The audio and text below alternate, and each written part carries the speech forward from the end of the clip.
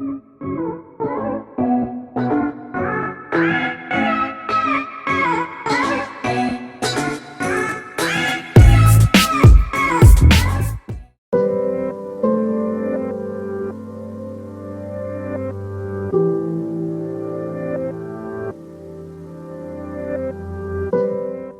everybody, how you doing? It's Hatchery. I have dissociative identity disorder, and today I want to talk about fear, being afraid of your alters. Okay. I think this is a common experience among systems. I don't think it's talked about very much on YouTube, but honestly, when I first realized I actually had the DID that doctors were trying to tell me I had for many years, I realized I was terrified. It actually was illogical because I was 42 years old when I found out. And I was terrified. I thought, oh no, they're gonna run, whatever fear you have about being out of control I had, because I'm sort of a control freak about myself, not other people, not things, just my own behavior. And the reason why I'm a control freak is because, my mother was mentally ill, and I spent my whole life trying to prove I wasn't mentally ill, trying to be normal, which is not something that exists.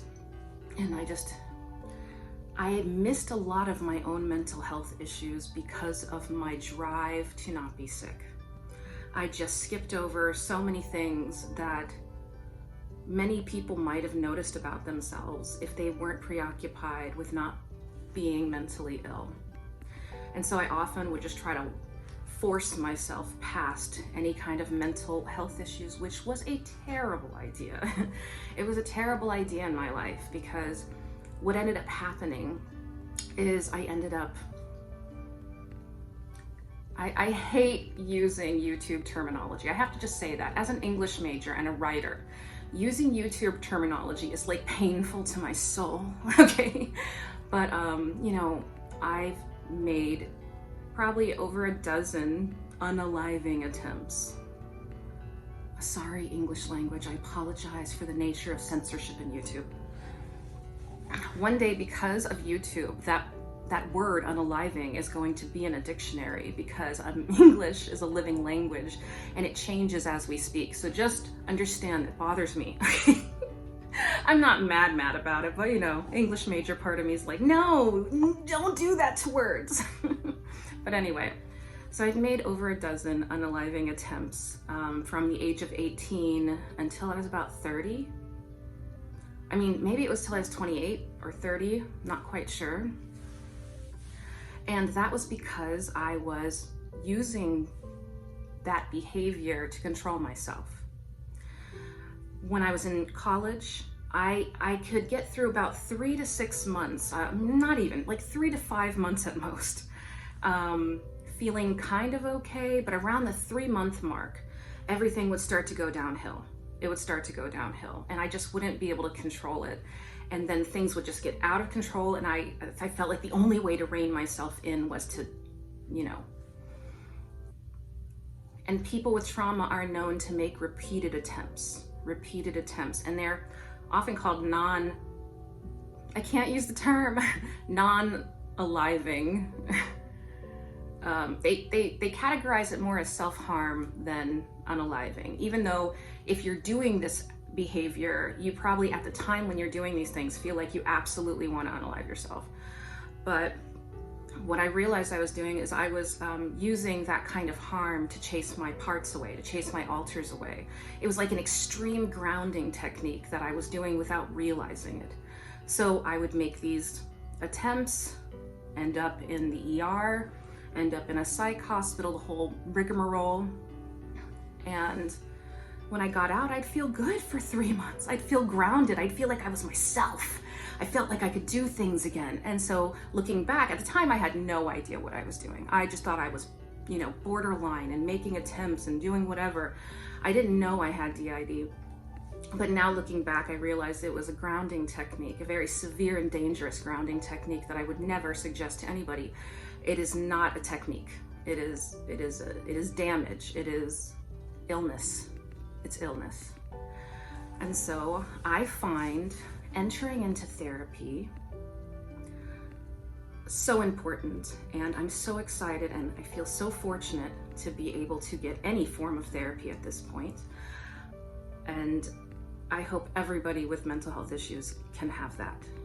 But I will say, as somebody with dissociative identity disorder who does not have control of themselves at all times, I have a fear going into therapy. I have a fear of peeling back the layers, of talking about my trauma, because I'm afraid it'll bring up alters that I'm not aware of yet. I don't know a lot of my alters, but I know that a lot of my DID is somatic. I feel it in my body. I have a lot of physical sensations, okay? I don't often feel it in my head. I feel it in my body. And so I can feel the levels, I guess, the only way I can explain it is of alters, okay? So I know in my inner world, I have a 6-level dome, and each level's infinite, and each level is separated. Alters cannot mingle between levels. They're not allowed. Don't ask me why, I don't know. It's an architecture my brain set up to protect me from my own trauma. That's it. But I fear the deepest level. I fear that if I go into therapy and I start talking about my trauma in an uncontrolled environment, that we will awaken or bring out of dormancy perhaps alters that do not have the social skills and the maturity and the ability to not hurt us. I don't know if this will happen or not. This is a fear. That's what I'm saying. This is a fear. And I know other systems must deal with this fear. They must be afraid. I mean, I maybe not, but in my case, I'm terrified. I'm terrified. Some alter will come out and start talking about a certain memory and dredge up and wake up other parts of me, and then I might have to start all over again. I might end up in a psych hospital. I might hurt myself. Not right now, obviously not in danger of that at all. I'm just saying as a theoretical future possibility. And that scares me. I'm very scared of my alters. And that is the truth. I'm not afraid of all of them. The ones that I understand and know their behaviors, I'm fine. But there are alters that I do know, and I know their behaviors, and they scare me. I do not put a lot of stuff on this channel about certain aspects of my system because it's both scary, traumatizing, and humiliating. And so I'm scared. I'm scared. I'm scared of therapy. I'm scared of delving into trauma. I don't want to awaken dormant parts that might be, I don't know, animalistic maybe, I'm not sure, I'm just guessing. Or littles that have no self-control but are driven to do harm, not because it's their faults, but because they don't know any better. So I have a particular fear of like less civilized parts of myself that I don't know yet. And so so with therapy, it's like I'm gonna unravel all of this. And my whole life, I knew that if I was ever gonna delve, I've always felt that if I was ever gonna delve extremely deeply into myself, I always felt that I would need to be in a controlled environment. I could be wrong. Maybe it's just I'm anxious. Maybe I'm just fearful of my own self. Maybe none of that will happen. But there's just this feeling inside of me that there are very dark things in the deep, deep dark. Do you understand? There are just dark things there. And I don't know how other people deal with that fear. Online, so many people seem to be so cooperative with their alters, have such communication, know exactly what their alters are going to do. No, my system is not like that. Like I said, I have alters that I'm aware of that have behaviors that are appalling. Behaviors that do not hurt other people, but do damage to me. And it scares me. So if you're afraid of your alters, I'm not saying all the time, I'm talking about when you're delving into something deep, where you're afraid you might, unlock another part of yourself. You're not alone. I am very scared.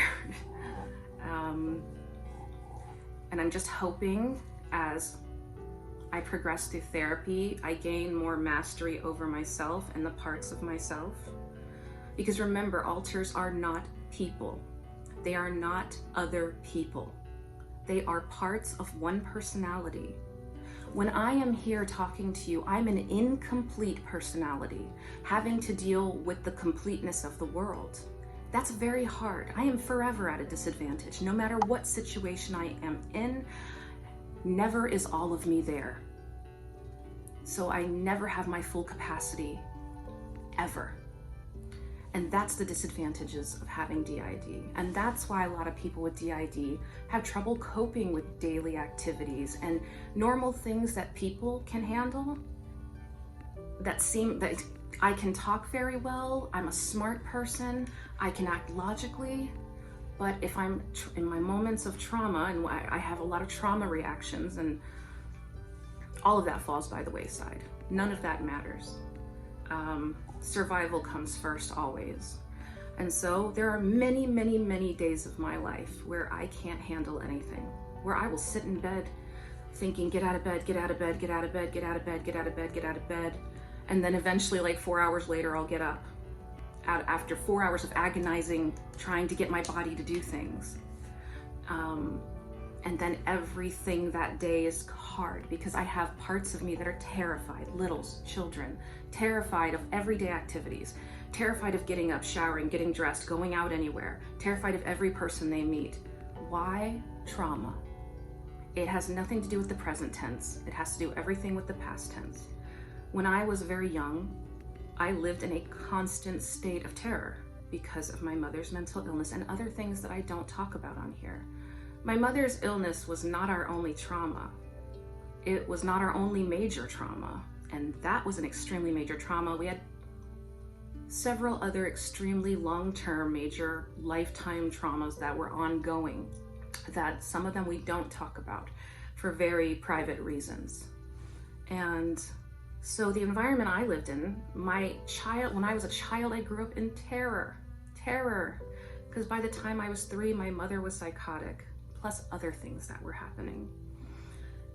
And when you grow up with a mentally ill mother who's severely ill, I'm not talking about depression, I'm talking about psychosis. Everything's unpredictable. And so a lot of my littles think all of the world is unpredictable. And if you engage in the world, you can be hurt by it because anything can happen at any moment, you know? And that's why we often feel like we're just falling through space and anything can happen to us. And that's part of our feelings that we have to deal with. And so all of that we think about when going into therapy and trying to heal ourselves. But usually when you're healing yourself, you have to go through a gauntlet. Because you don't start out well, okay? And usually it starts out, a little slow, and then as you get into traumatic stuff, your behaviors can get worse. You can regress. You can do things you haven't done in 30 years to yourself, or it's a scary, scary situation. It's a scary, scary situation. And I don't want anybody to take away from that at all. So any system out there fearful, you're not alone. So scared, so scared. But that just means I have to get to learn the parts of myself in order to not be afraid. I will have to go through this therapy. I have to peel back all those layers. I have to let the dangerous things happen so the good can eventually happen. And that's so important. And I don't know who I am right now, but I was around yesterday and I don't have a lot of the bad feelings that other alters have. I'm pretty articulate. I enjoy doing things. Things are not as difficult for me. I don't know if I'm new. I'm not a split. I don't know if I was in dormancy and suddenly I'm here. I don't know my name. I just know that I feel very capable today. And that's why I'm making a video. And I'm very proud of what I've done today. I woke up, I showered, I set a schedule with time frames, which is insane for us. Woke up, took my shower, put my makeup on, I'm making my video. After this, I'm gonna read and I'm gonna write. On the days that I can do things, I'm gonna do things. And so that's why you're getting a video today. I don't know my name and I don't know my age. I know I'm a female. I know I'm younger, like early 20s, maybe late teens, early 20s. And I'm happy to be making a video for you and helping the system out, because we've been very, very dysfunctional for a very long time on a daily basis. And so maybe I can help us function better. And maybe I can help us in the future when we do therapy, like we're doing therapy now, but I mean like as the therapy gets more in depth and more serious. Okay, and so just remember, you are not alone and you are loved, and you can always come here if you feel scared and leave me a comment or watch my videos. And I hope you all have a really good day, and we love you.